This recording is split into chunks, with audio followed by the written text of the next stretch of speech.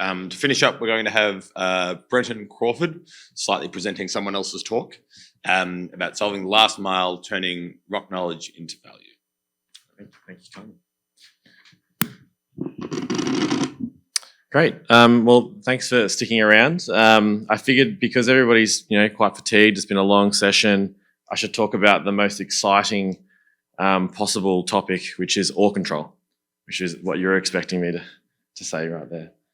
So when we're mining, we need to make a lot of decisions and judgments, and we're making all of these under a cloud of uncertainty all the time, whether we like it or not, or like to admit it or not. And it's a pretty simple concept. The better we know the rock, the better our odds are that we're going to make a good decision and that we're going to maximise the value from that rock. And with ore control in particular, it's really important that we make that bet on time. So it's a very timely type of process in the mining chain. So what do we mean by ore control? Well, it's really where the rubber hits the road with respect to mine plans and actions. So for years and years and years, we've made all these plans, we've executed on them, and we need to make a choice at ore control, which is, are we going to send that rock to the plant to get processed into the market? Or are we going to send that rock to waste and to tailings? And if we get that decision wrong, it's going to cost a very large amount of money. And if we get the right answer, but it's a little bit too late, it's also going to cost us a lot of money. So ore control is a really nice just element to pick out for this particular topic, because it really is that really critical moment where the plans meet the actions. So we're going to use that as a way to explore this kind of concept of capturing, analysing and solving that we've been talking about today throughout the last few hours. Okay, so here's a toy example of ore control. So we can think of it as a series of kind of binary decisions. It's more complicated than this in reality, but for the purposes of this talk, this is ore control. In this case, we've got a waste dump, we've got a few different concentrators, we've got a heap leach. And importantly, actually maybe I'll throw this out for a interactive part of the talk here just to wake everybody up. But what do we do with ore control commonly that's really bad? Maybe Pim, maybe, or Britt, yeah? Yep, that's a good one too. Keep them coming. There's one particular one that I'm hoping someone says, so it flows into my next slide. Do we collect enough data to do our ore control with, or do sometimes we just rely heavily on one particular data set? No, sometimes we just use grade. Grade above this goes here, grade below that goes there. And that's typically not necessarily the right way to do things. But we do it because the system's been set up that way. It's an easy to explain number. You can collect it everywhere. You can collect it spatially, kind of completely. But rocks are more complicated than grade. So, excuse me. So what else can we collect in our ore control? Sort of data collection routines and analysis to make that decision. Does it go left? Does it go right? Does it go up or down better than we have before? Okay. So we've talked a little bit today about some of these things I'm going to allude to. I'm going to talk a little bit about things like measure while drilling data, downhole geophysical data, things that are relatively cheap, that are rapid to collect, and that can add context to those grade numbers. Also things like RC chips, chemistry, and also spectral information as well. Then we'll talk a little bit more about how we can model that data in a more effective way, again, to reinforce that decision about where we take that rock, and to hopefully make a better decision at the end of the day that's going to actually add a bit of value to the operation. So it's been alluded to. We talked about a little bit earlier today about what Crux can do with this data. Datarock's been really getting more and more into measure while drilling data. When we say measure while drilling data, we mean the weight on bit, penetration rate, RPMs, fluid pressures, things of that nature. They're very inexpensive. Most drilling contractors are collecting them. They may or may not be sharing them with you unless you ask for it, but most machines have it these days. Highly predictive, provided that you treat the data in the right way, and a great additional data set to add to things like assay data. Along with that, we talked a lot about MSI and ALT today and all of their different suites of downhole geophysical sensors. These are also amazingly good data sets to go and add to that grade information.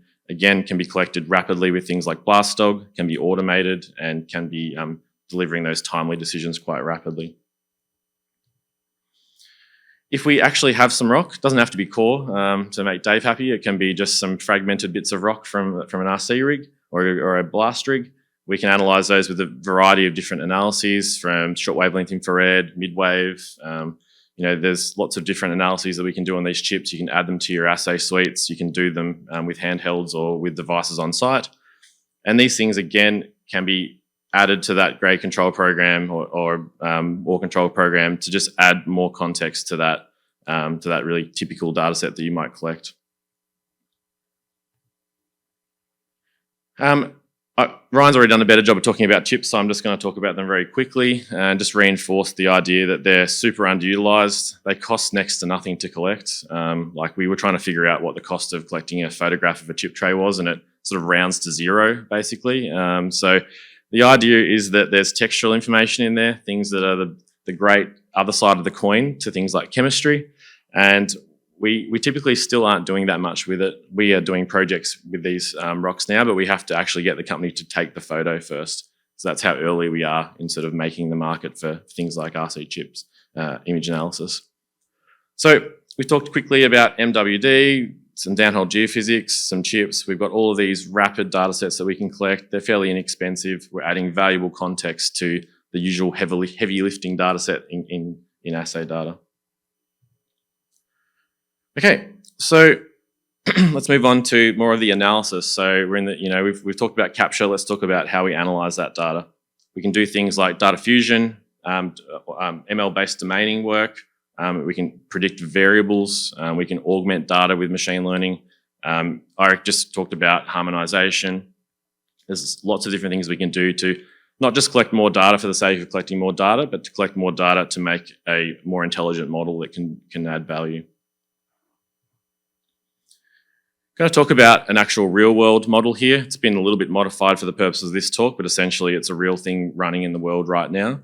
And this model is all about trying to predict something that's very important for ore control, and just trying to do it really rapidly using stuff that's collected anyway. So we're not going to the client saying, you've got to go and spend billions of dollars here collecting a whole bunch of new data sets. We're just trying to use the data sets you've already got really, really, really effectively to make that ore control decision happen more smoothly.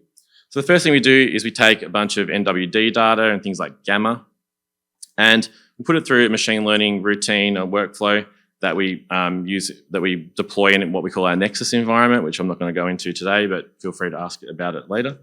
And the idea is that's predicting in this case, we're calling it a quick lithology. It's not really that, but for the purpose of this talk, it's a quick lithology model. And you're going to get that maybe an hour after the hole's drilled. Then once someone's actually sampled that rock and they've imaged the chips, then we run it through another model. It's trying to predict something else in a slightly different way, but essentially it's reinforcing the previous model. Again, using something that's rapid and fairly inexpensive. And then 4 weeks later or so, you get back the actual grade information and the assay data. And then the model tries to predict that same thing a third time now, but it's coming about a month later. And then those models that are quick and fast and slow and let's call them slow and accurate are talking to each other, and they're trying to learn from each other.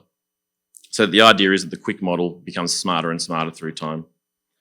So we've got these three models all working together to have a really detailed analysis of that extra data that we've just captured to enable us to make a better routing decision for our ore control model.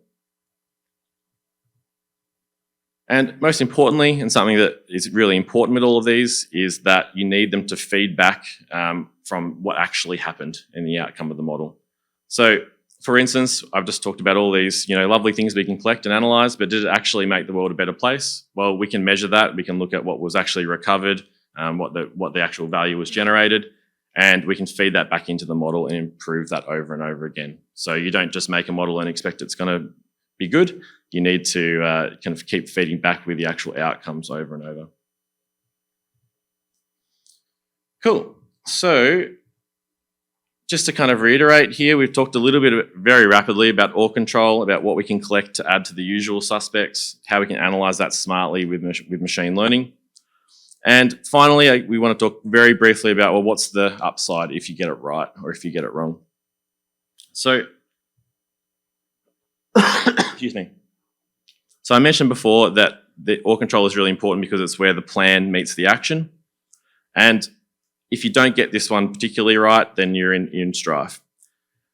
What's the value at stake for making a wrong decision like this? Well, I don't know the exact number. Wendy tells me it's a very, very large number. I think we can all agree that if we take rock to the wrong place, it's going to be very bad, very detrimental. But ultimately, all of these things coming together need to happen in a very harmonious way to actually achieve a really good outcome. And currently, lots of people aren't really treating ore control like the complicated beast it is. They're keeping it simple, which does have its benefits. But we're in a position now with the state of data analytics and the amount of different data sets that we can collect that we can actually do this to a very, very high standard, more so than we're doing right now. Oh, there you go. It's millions of dollars. That's accurate. Yeah, you guessed right. It's a lot. Great. So I guess I'll leave you. This is a Wendy quote here because it sounds too nice for me to have said it. But confidence in high-stakes decisions should never exceed the confidence in geological understanding, and the risk should be visible before value is created or lost. So we'll leave you with that. And now I will get out of the way between you and beers and the exciting conversation coming up next. Thank you.